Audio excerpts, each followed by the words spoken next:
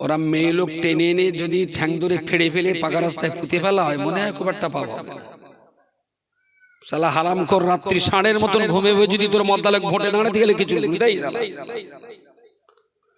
যদি ষাঁড়ের মতন ঘুমাবে, তাহলে জনপ্রতিনিধিত্ব করতে এলো কি জন্য? তার তো গলায় গামছা আনেনি কেউ।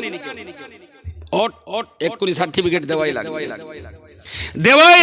জনগণের কষ্টের সেবার খেদমত করার জন্যই তুমি মেম্বার, পাকামি করার কাজ। এই রাত্রিবেলা তোমার প্রধানের তোমার ওই চিঠি দেওয়াই লাগবে। এখন ডাকা যাবে না, অনেক কষ্ট করে একটু শুয়েছে, এখন ডাকা যাবে না। তার ডাকা যাবে না ভালো কথা, আমিও জানি কেডাকার মদ্দালোক ছাড়ে বলো দিন দেখি। আমিও বলতিস তুই ছাড়, তোর যখন এত কোলের ভেতরে রাখার দরকার, তা তুই ভোটে দাঁড়া দিলি কেন? ভোটে দাঁড় করালি তো বউয়ের কোল ছাড়া করতে হবে, তা তো দিন রাত মেহনত করতে হবে। আচ্ছা, আপনার দায়িত্ব যতটা, নরেন্দ্র মোদীর দায়িত্ব তার চাইতে কম না বেশি? কথা বলেন। আর যদি একদম গ্রামে চলে আসে, এই গ্রামে 900 পরিবার, 900 মানুষ নিয়ে একটা পঞ্চায়েত প্রতিনিধি, আপনার দায়িত্ব যতটা পঞ্চায়েতের মেম্বারদের দায়িত্ব তার চেয়ে কম না বেশি? বেশি না? কেন বেশি? এরা সবাই মিলে তোমারে ভোট দিয়েছে। কেন না? তুমি রাত জেগে মরো, আমরা একটু নীরবে ঘুমাবো, রাত জাগতে হবে তোমার। তুমি দায়িত্ব নিয়েছো গ্রামের মানুষের সেবা করার জন্য, তুমি তো দায়িত্ব নিয়েছো ভাই। আমরা তোমারে ভোট দিয়েছি, তুমি ভোটে জিতে গেছো, আমরা একটু ঘুমাবো, তুমি রাত জাগবা। আর যদি বলো রাত জাগতে পারবো না, তাহলে রিজাইন দাও, যাতে রাত জাগার ক্ষমতা আছে সেইতে আসো। তুমি যদি রাত যদি তুমি না জাগতে পারো ভাই, দেহ যদি কোরবানি দিতে না পারো, সমাজের জন্য, জনগণের জন্য তুমি যদি মেহনত করতে না পারো, তুমি ভাই রিজাইন দাও। যারা মেহনত করতে পারে তারাই জায়গায় আসো। হাসরের মাঠে কিন্তু প্রধান মেম্বার গুলোর জবাব দেওয়াই লাগবে। যদি জনগণের কল্যাণে তারা কাজে না লাগে, জবাব কিন্তু তার দেওয়াই লাগবে। ভোটে দাঁড়ানোটা এটা কিন্তু খেলনা না। ভোটে দাঁড়ানো অত্যন্ত পবিত্র কাজ, ভালো কাজ। কখন কার স্বাস্থ্যের অসুবিধা সেটাই দেখবে, খাবার অসুবিধা সেটাই দেখবে, চাষের অসুবিধা সেটাই দেখবে। ওর বাচ্চাটা মাধ্যমিক পাস করেছে, বড় একটা স্কুলে ভর্তি করবে, সেটা ওর পরামর্শ দিতে হবে। ওরা দুই ভাই জমি জায়গায় ঝগড়া করেছে, রাত 9টার সময় গেছে। ও চাচি কি হয়েছে? না চাচা বাড়ি আছে। কেন? আমার আব্বা হসপিটালে যাবে, আব্বার পা ভেঙে গেছে, তা চাচার একটা চিঠি দিত। এখন হবে না, রাত 12টার দিকে এসো। তোমার চাচা সেই 11টা 12টার আগে বাড়ি আসে না। রুগীটা ভর্তি করে আবার গেছে, তাছাড়া একটু ঘন্টাখান দেরি হয়ে গেছে, 1টা বাজে। ও চাচি আবার জ্বালাতে হয়েছে রাত্রিবেলা। কি হয়েছে? না সেই তুমি বলিলে একটু পরে আসতে, আমার চাচার ভর্তি করে একটা চিঠি দিলি, চাচা আমার হসপিটালে একটু খরচ কম হবে না। তঙ্গা জ্বালায় একটা মেম্বারের কি দায়িত্ব কম? বলেন দায়িত্ব না? অনেক দায়িত্ব। এবারে তিনি যদি এই দায়িত্ব 16 আনা ঠিকঠাক মতো পালন করেন, আলহামদুলিল্লাহ। আমি বলছি ওয়াজ নসিহত করে যদি জান্নাতের পথ পরিষ্কার হয়, ভোটে দাঁড়িয়ে যদি ঠিকঠাক দায়িত্ব পালন করে, তাতেও কিন্তু জান্নাতের পথ পরিষ্কার হবে। আমি কি বোঝাতে পারলাম নাকি? ওটাও তো জনগণের সেবা, কাজটা তো কোনো অংশে খারাপ না। XYZ কেটা খারাপ করছে, নিশ্চয়ই সেটা খারাপ, আমি খারাপটাকে বলবো না, যেটা করুক সবাই। কিন্তু উদ্দেশ্য ছিল এইটা যে জনগণের সেবা করার জন্য আমি ভোটে দাঁড়িয়েছি, তোমরা আমাকে ভোট দাও। Very good. জনগণ ভাই তোমাকে ভালোবেসেছে বলি তোমার ভোট দিয়েছে, বা তুমি তোমার নিজেকে একটু কোরবানি দাও সমাজের জন্য। ও আল্লাহর বান্দা, বলতে চাইছি সামান্য 700 মানুষের প্রতিনিধিত্ব করার জন্য 700 মানুষ ভোট দিয়ে আমাকে জিতিয়েছেন, তার জন্য যদি এই মানুষের প্রতি আমার এত দায়িত্ব থাকে, এত দায়বদ্ধতা থাকে, ও আল্লাহর বান্দা মনে রাখুন, আল্লাহ পাক রব্বুল আলামিন আমার আপনার বুদ্ধি বিবেক দিয়েছে। 700 মানুষ মিলেমিশে একটা মানুষকে আমরা ভোট দিলাম, এই 700 মানুষ মিলেমিশে একটা মানুষকে আমরা নির্বাচন করলাম, যেবারে আমরা আমাদের আমাদের গ্রাম উন্নয়নের জন্য অমুক ব্যক্তিকে আমরা ভোট দিয়ে দেব, ভোটও দিলাম, তিনি জিতে গেলেন, তাহলে আমি ভোট দেওয়া আমার দায়িত্ব, আর ভোট পাওয়ার পরে উনি ওনার দায়িত্ব পালন করবেন। ও বান্দা, আমি কি বলতে পারি, আল্লাহ পাক যা কিছু সৃষ্টি করেছেন, বাঘ, সিংহ, হাঙর, কুমির, চালার পিঁপড়ে থেকে নিয়ে জঙ্গল, আপনার জলের জলস্থি, ও আল্লাহর বান্দা মনে রাখুন, আসমান জমিন আর চাঁদ সূর্য, জিন ইনসান গ্রহ নক্ষত্র নিহারিকা পুঞ্জ, আল্লাহ পাক রব্বুল আলামিনের এই কোটি কোটি কোটি কোটি সৃষ্টি জগতের ভিতরে আমার আল্লাহ পাক রব্বুল আলামিন শ্রেষ্ঠত্বের মর্যাদা, আশরাফুল মাখলুকাতের মর্যাদা, কোটি কোটি সৃষ্টি জগতের ভিতরে আমার আল্লাহ বাছাই করেছেন শুধুমাত্র মানব জাতিকে, শুধুমাত্র মানব জাতিকে আমার আল্লাহ বাছাই করে বললেন, হে পৃথিবীর মনুষ্য জাতি, আমি আল্লাহ তোমাদিকে জন্য বলছি, ওয়ালাকাদ কাররামনা বানি আদম, গরু ছাগল আর হাঁস মুরগি, জলস্থি আর ডলফিন, বাঘ কিংবা সিংহ, চালার পিঁপড়ে কিংবা গরু ছাগল, সমস্ত সৃষ্টি জগতের ভিতরে আমি আল্লাহ শান্তি বজায় রাখার জন্য, সুন্দর জমিন বজায় রাখার জন্য, পৃথিবীটা সুন্দর করে সাজানো গোছানোর জন্য আমার কোটি কোটি সৃষ্টি জগতের ভিতরে আমি আল্লাহ ভোট দিয়ে আমার বান্দা মানব জাতিকে নির্বাচন করে দিলাম। জোরে সোরে বলুন সুবহানাল্লাহ। শুধুমাত্র 700 মানুষের নির্বাচন করার কারণে একটা মেম্বার যদি ভোটে জিতে যায়, তাহলে তার যতটা দায়িত্ব বর্তায়, তাহলে এটাও তো বলতে হবে আল্লাহর কোটি কোটি সৃষ্টি জগতের ভিতরে আল্লাহ পাক শান্তি বজায় রাখার জন্য শুধুমাত্র মানব জাতিটাকেই আল্লাহ নির্বাচন করেছে। কোরআন কি এড়ে গরুর উপরে নাযিল হয়েছে? কোরআন কাদের উপরে? মানুষের উপরে। তো কোরআন যদি মানুষের উপরে হয়, তাহলে কোরআন মেনে চলার দায়িত্বটা কি মদ্দা কুকুরের উপরে? যাদের উপরে আল্লাহ দিয়েছেন দায়িত্বটাও তাদের। কোরআন মেনে চলার দায়িত্ব তো গরু ছাগলের না, হাঁস মুরগির না। কোরআন মেনে চলার দায়িত্ব বাঘ, সিংহ আর হাঙর, কুমিরের না। আল্লাহ যাকে দিয়েছেন কিতাবটা দায়িত্ব পালন করার, তাদের জন্য প্রযোজ্য, মানুষকে দিয়েছেন। আজীব তামাশা।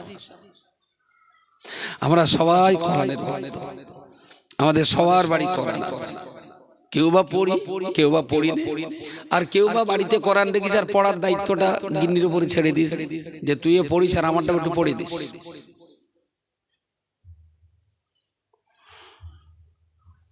কথা বললে হবে না, ওর কবলে ফোটাটা তুলে ফোটা দেশ তুলে দে। তাহলে দায়িত্ব যখন 700 মানুষের দেওয়া দায়িত্ব একটা মেম্বার, তার যদি অতটা দায়িত্ব হয়, তাহলে কোটি কোটি সৃষ্টি জগতের ভিতরে আল্লাহ নির্বাচন করেছেন মানুষকে। তাহলে কিন্তু মানুষের দায়িত্বের বাইরে নয়, যেই গ্রামের একটা কুকুর যদি রোগাক্রান্ত হয়ে রাস্তার ধারে 10 দিন ধরে টেউ টেউ করে কাঁদে, কষ্ট পায়, ওই কুকুরটার সেবা দেওয়ার দায়িত্ব কিন্তু মানুষের উপরে বর্তায়, তাই না? কুকুররা তো জানে না চিকিৎসা পদ্ধতি, ওরা তো চেনে না হসপিটালের মল, সে জ্ঞান তো আল্লাহ মানুষকে দিয়েছে। গরু, ছাগল, কুকুর, হাঁস, মুরগি, এদেরও দুঃখ, দুর্দশা, যাতনা, বেদনা নিরাপত্তা দেওয়ার দায়িত্ব মানুষের উপরে বর্তায়, মানুষের উপরে বর্তায়। আমার এই দায়িত্ব পালন করার ক্ষেত্রটা কেমন?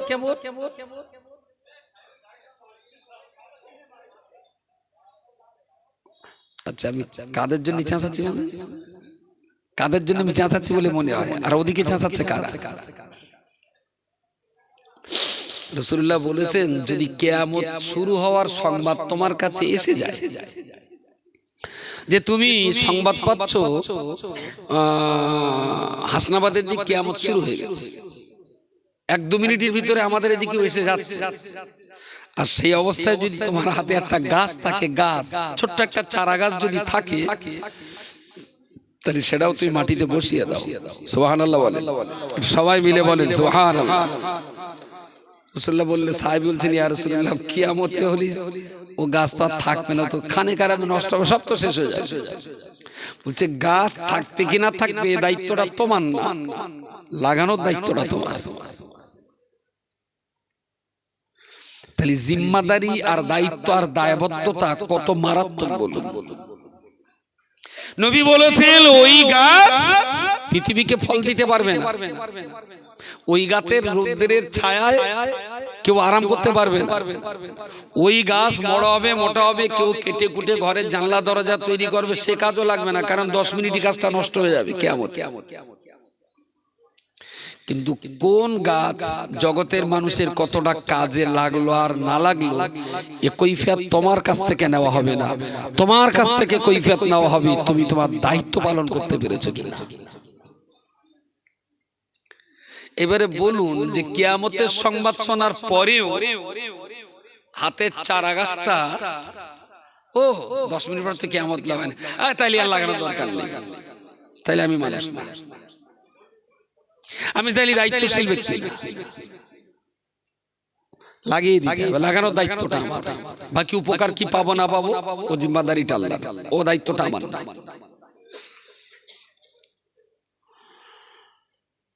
আমেরিকায় আগুন জ্বলছে মনে আছে, সে নিভে গেছে না, জ্বলতে থাকলো, এখনো জ্বলছে না। কারোর ক্ষতি কামনা করা উচিত না, ধ্বংস কখনো কামনা হতে পারে না, সারা পৃথিবীর সবারই কামনা হওয়া উচিত সৃজনশীল, তাই না, গঠনমূলক, শান্তিমূলক। কিন্তু কখনো কখনো মানুষ কিন্তু আযাব গজব খোদার কাছ থেকে কেড়ে নেয়, এটা অস্বীকার করা যাবে না। আযাব গজব মানুষ যদি আল্লাহর কাছ থেকে জোর করে কেড়ে নেয়, সেখানে আমরা আওয়ামা করে আর কিছু করার থাকে। নমরুদ যেরকম মশা চেয়ে নিয়েছিল, ফেরাউন নীলনদ চেয়ে নিল, এরাও খানিকটা আগুন চেয়ে নেয়, এতে আমরা আওয়ামা করেও আগুন নেবে বলে মনে হয় না। আল্লাহ যা দেওয়ার সবাই মতোই ডলে দেবে। আমি ধ্বংস কামনা করা মানুষের কাজ না, ধ্বংস কামনা করছি না, তবে কেউ যদি খোদার কাছ থেকে নিজে ধ্বংস ডেকে নেয়, তাতে আমরা আওয়ামা করেও তার বাঁচাতে পারবো না। আমেরিকার কপালে মনে হচ্ছে সেই আগুনটাই লেগেছে। তাহলে এত বিজ্ঞানের যুগ, এত উন্নত মানের যুগ, ওই সমস্ত বিল্ডিং গুলি সব তো পানির পাইপ থাকে, সমস্ত ঘরে পানির পাইপ আছে। এবং বলবো কি আপনার একটা সিগারেটে কতটা আগুন থাকে।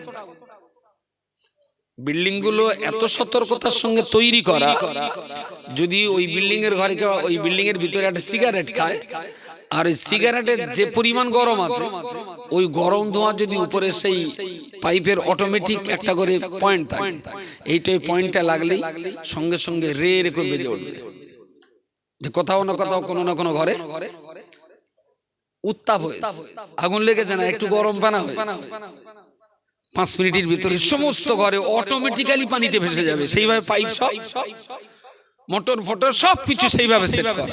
তাহলে সেই সমস্ত বিল্ডিং এ আগুন লাগে কি করে? তো মুহূর্তের ভিতরে পানিতে বন্যায় ভেসে যাবে। কিন্তু গজব যখন শুরু হয় তখন আর কোনো মেশিনারি কোনো কিছু কাজে লাগে, কোনো কায়দার খাটে না। মনে হচ্ছে সেটাই হয়েছে। আল্লাহ না করুক। এটা গোলবাড়ি, গোলবাড়ি উত্তর দিকে আগুন লেগে 10টা 12টা 15টা 20টা বাড়ি পুড়ে গেছে। আর সেই সময় যদি বাড়ির চাচি বলে, দেখো সেই মাতিন খোকা সেদিন ওয়াজ করছিল না, যেরকম কিয়ামতের সংবাদ আসলেও হাতে যদি একটা চারা থাকে সেটা বসিয়ে দিতে হবে। তাহলে হ্যাঁ, তাই যদি হয় তা সে ছোট কচিরা তো কোরআন শেখানো হয়নি, ঘর বাড়ি তো পড়া শুরু হয়ে গেছে।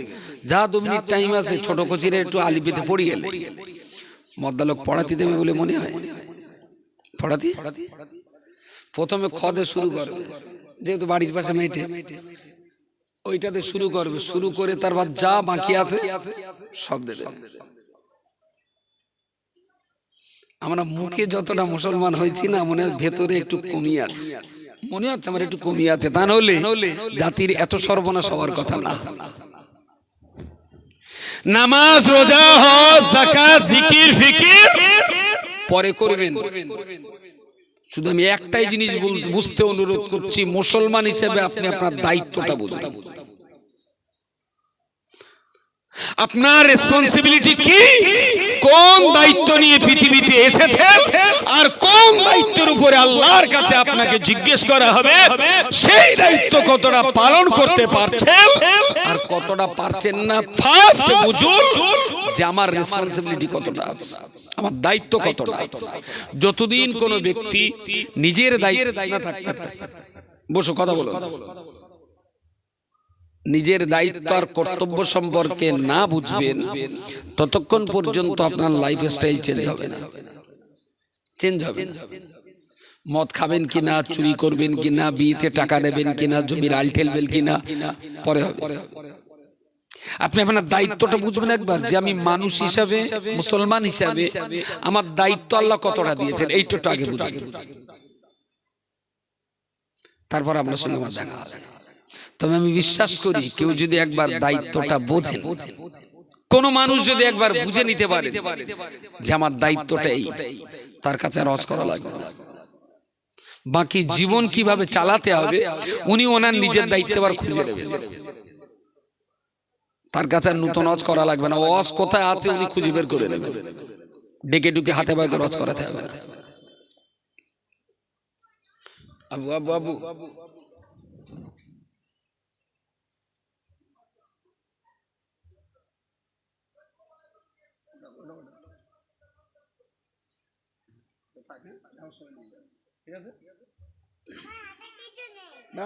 তুমি তো এক নম্বর সোনামানি।